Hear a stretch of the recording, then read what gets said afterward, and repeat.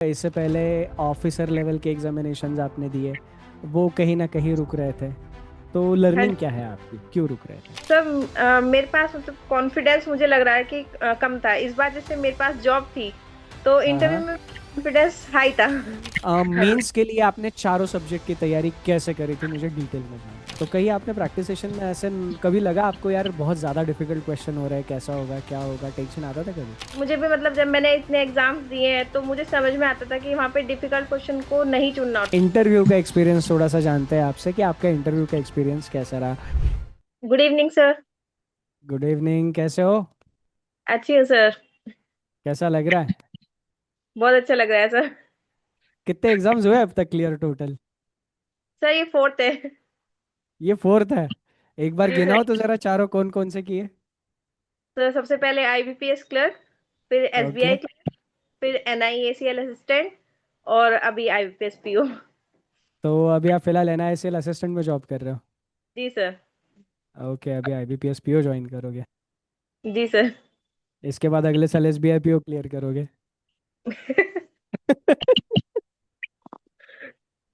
Okay. तो बस आपसे बहुत बार कनेक्ट हुए हैं, है ना, सक्सेस पार्टी में भी आपसे मिले थे। तो आपकी जी सर। जर्नी देख के बहुत अच्छा लगता है। मतलब बहुत सारी चीज़ें आपने over the period of time सीखी है। तो बस कुछ कुछ चीज़ें जो इसके पहले शायद हमारे डिस्कशन में नहीं आई, उनके ऊपर बात कर लेते हैं। जी सर। हाँ, तो आपके ज़रा थोड़ा सा एक ओवरव्यू दे दीजिएगा, आपने बैंकिंग जर्नी, मतलब बैंकिंग एग्जाम्स की जर्नी आपकी कब शुरू हुई और कैसे शुरू हुई? सर ये मैंने जुलाई 2023 में स्टार्ट किया था हम्म। प्रिपरेशन। और उस साल ओके। तो मैं क्वालिफाई कोई कर ही नहीं पाई थी क्योंकि मैंने बहुत लेट ज्वाइन किया था। हाँ हाँ। फिर मेरे 2024 में एग्जाम क्वालिफाई होने शुरू हुए, और फिर ओके। बस 2025 में आने शुरू हुए, और सिलेक्शन भी हो गया मेरा 2025 में। और अभी ये ओके। IPS PO. तो आपको ऐसा लगा कि 2023 में अगर जल्दी स्टार्ट कर दे तो 24 में सिलेक्शन हो जाता? सर हाँ, एक एक दो एग्जाम्स तो हो ही जाते। ओके। क्या लर्निंग रही आपकी इस जर्नी में, मतलब आपका ये ऑफिसर लेवल का पहला एग्जाम होगा जो क्लियर हुआ है? जी सर। हाँ, तो फिर इससे पहले ऑफिसर लेवल के एग्जामिनेशंस आपने दिए, वो कहीं ना कहीं रुक रहे थे। तो हाँ लर्निंग जी। क्या है आपकी, क्यों रुक रहे थे? सर मेरे पास मतलब कॉन्फिडेंस मुझे लग रहा है कि कम था इस बार। जैसे मेरे पास जॉब थी तो हाँ इंटरव्यू हाँ। में कॉन्फिडेंस हाई था। हाँ, मतलब नहीं हुआ तो नहीं हुआ, अपने पास तो जॉब है। हाँ, ये वाला थोड़ा था दिमाग में, तो नर्वस नहीं हुई इस बार। ओके। तो मतलब कॉन्फिडेंस का खेल है कहीं ना कहीं। जी सर। ओके। आ, आपको मतलब बहुत बार मैंने यूट्यूब प्रैक्टिस सेशंस में भी देखा है ना, इवन आपके पास जॉब थी। ये कई बार मैंने सेशन में भी बोला है कि जॉब आपके पास है, इवन रिजल्ट आने वाले जिस दिन आपका रिजल्ट आया, आपका सिलेक्शन हो गया, उसी दिन रात को आपने क्लासेस भी अटेंड करी है। हाँ जी सर। तो ये कंसिस्टेंसी का मोटिवेशन कहाँ से लाते थे आप? सर सब मोटिवेशन आप सबसे ही मिलता है, टीचर से। सब आप बोलते हो कि कंसिस्टेंट रहोगे तो सिलेक्शन मिलेगा। और आपने ले लिया कंसिस्टेंट रह के? जी सर। नहीं, ये आपकी है ना बहुत चीज़ अच्छी लगती थी। और मैंने टाइम टू टाइम सारी क्लासेस में बताया भी था यार, मतलब जिस दिन आपका रिजल्ट आया है, दोपहर में रिजल्ट अनाउंस कर दिया, आपका मैसेज आया, सिलेक्शन हो गया, और आप उसी रात को क्लास में दिख रहे हो, फिर प्रैक्टिस क्लास में। ये हाँ जी सर। डेडिकेशन बहुत गजब था आपके प्रिपरेशन का, शायद ये बेस्ट पार्ट था। Thank you. थोड़ा सा मैं बस अभी सब्जेक्ट के हिसाब से सिर्फ मेंस पॉइंट ऑफ व्यू आपसे डिस्कशन करना चाहूँगा। हाँ। मेंस के लिए आपने चारों सब्जेक्ट की तैयारी कैसे करी थी, मुझे डिटेल में जानना है। शुरुआत करेंगे रीजनिंग से। सर रीजनिंग के लिए एक तो मॉक मैं डेली लगाती थी। मतलब मेंस का मॉक ऐसे एक दिन लगाया और एक दिन उसका एनालिसिस करती थी पूरा बैठ के। जो भी क्वेश्चंस मुझसे नहीं बनते थे या फिर बहुत ज्यादा टाइम लेते थे, उन्हें मैं दोबारा बनाती थी। और फिर एक टाइम के बाद, जैसे 10 दिन हो गए, 12 दिन हो गए, तो उन क्वेश्चंस को फिर से बनाती थी ताकि वो क्वेश्चंस मेरी प्रैक्टिस में आ जाए और उस टाइप का कोई क्वेश्चन आए तो मुझे उसमें टाइम ना लगे। ओके। और यूट्यूब क्लासेस किया है सर, जो आप यस। मेंस के टाइम पे यूट्यूब क्लासेस लेकर आते हो, हम्म। वहां से भी मैंने प्रैक्टिस की थी। ओके। तो वो प्रैक्टिस जो आपने करी थी उसमें आपको कभी ऐसा लगा यार ये क्वेश्चन बहुत ज़्यादा डिफिकल्ट हो रहा है?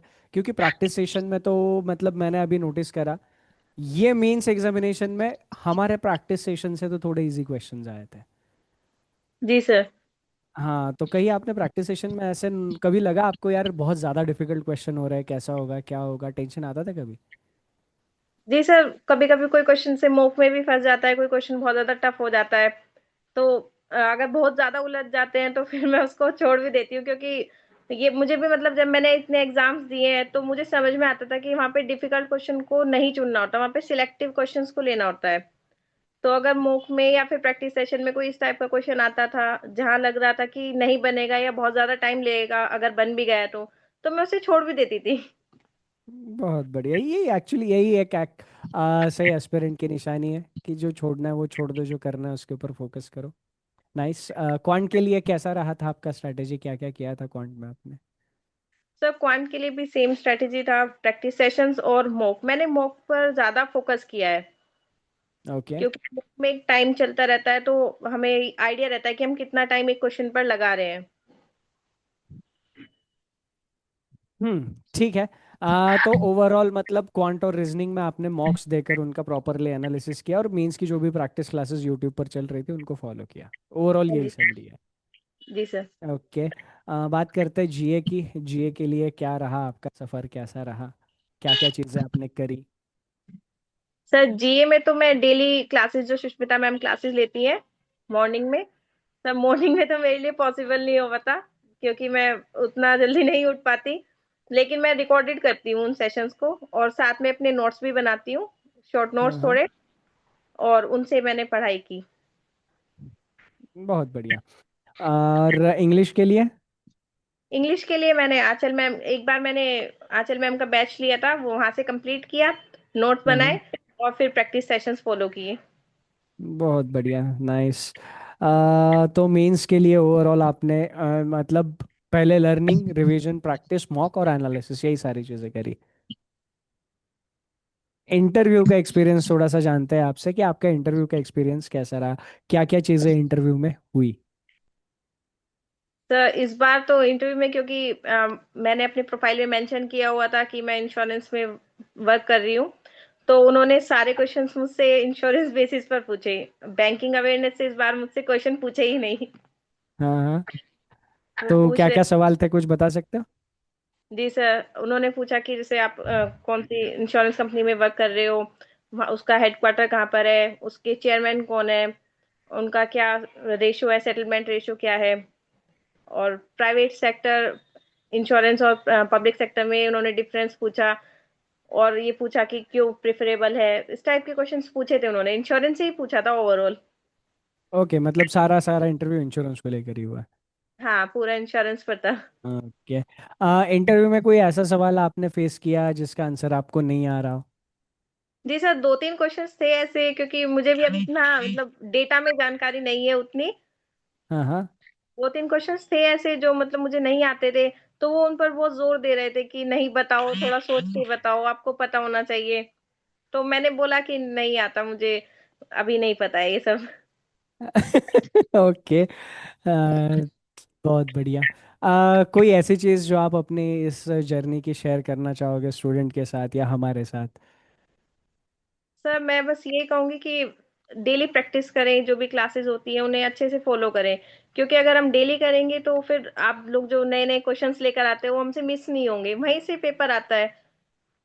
तो प्रैक्टिस सेशंस मिस नहीं करने हैं, और मॉक। ओके। ओके, बढ़िया। मतलब रेगुलरिटी चाहिए इन शॉर्ट। ठीक है। Okay, nice. और मतलब जो अभी स्टूडेंट प्रिपरेशन कर रहे हैं, कई बार ये होता है मतलब डिमोटिवेशन डिमोटिवेट हो जाता है। उसके दो तीन रीज़न जो मुझे बच्चों से ही समझ में आता है, कहीं ना कहीं कंपटीशन देख के डिमोटिवेट हो जाता है, तो कुछ क्वेश्चन के लेवल देख के डिमोटिवेट हो जाता है, तो कुछ रेगुलर या कंसिस्टेंट नहीं रह पाता है। तो हाँ जी सर। शायद कहीं ना कहीं थोड़े बहुत पैमाने पे आपने ये सारी चीज़ें अपने प्रिपरेशन के टाइम में फेस करी होगी, तो उनको आपने कैसे टैकल किया? तो जैसे डिमोटिवेशन की बात करें तो मैंने जैसे लेट स्टार्ट किया था, तो मुझे पता था कि इस सीजन में तो शायद नहीं हो पाएगा मुझसे, ये तो बात मुझे हम्म। पता है। लेकिन उसके बाद जब मैंने नेक्स्ट ईयर एग्जाम्स दिए, तब भी शुरुआत के एक दो एग्जाम्स नहीं हो पाए क्वालिफाई। तो मैं थोड़ा परेशान हो गई थी। तो मैंने आपसे कनेक्ट किया था, मैम से भी कनेक्ट किया था कि मुझे इस तरह हम्म। से प्रॉब्लम आ रही है। तो आप लोगों ने कहा कि नहीं, अभी शुरुआत है, अभी छोड़ना नहीं है, प्रैक्टिस अच्छे से तैयारी करो। तो डिमोटिवेशन होता है सर, और फैमिली का भी थोड़ा सपोर्ट होता है। अभी मेरी हम्म। फैमिली है, वो मुझे पूरा सपोर्ट करते हैं। मुझे जैसे इनिशियल फेज में बहुत प्रॉब्लम आ रही थी, तो उन्होंने कहा कोई बात नहीं, थोड़ा टाइम दे, हो जाएगा।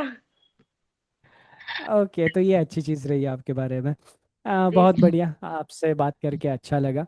आपके आगे की जर्नी के लिए ऑल द बेस्ट, और इस बार फिर से सक्सेस पार्टी में मिलेंगे। जी सर, सर आपने बोला था कि इस बार जब पार्टी में आना तो ऑफिसर बन के आना।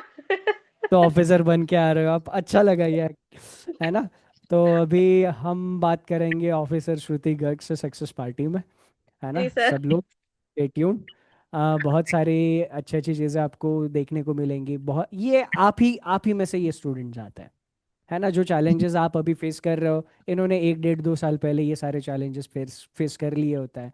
बस कहीं ना कहीं सही तरीके से उन सारे चैलेंजेस को टैकल करके ये आगे बढ़ते हैं, तो वही आप लोगों को भी करना है। और ये जो सेशंस होते हैं सक्सेसफुल स्टूडेंट के साथ, इनका पर्पस यही होता है कि आपको एक रास्ता मिल सके, कि यार आपको भी समझ में आए ये वहाँ पे आज जाके जो बैठा है, ये आप ही जैसे, आप ही में से है।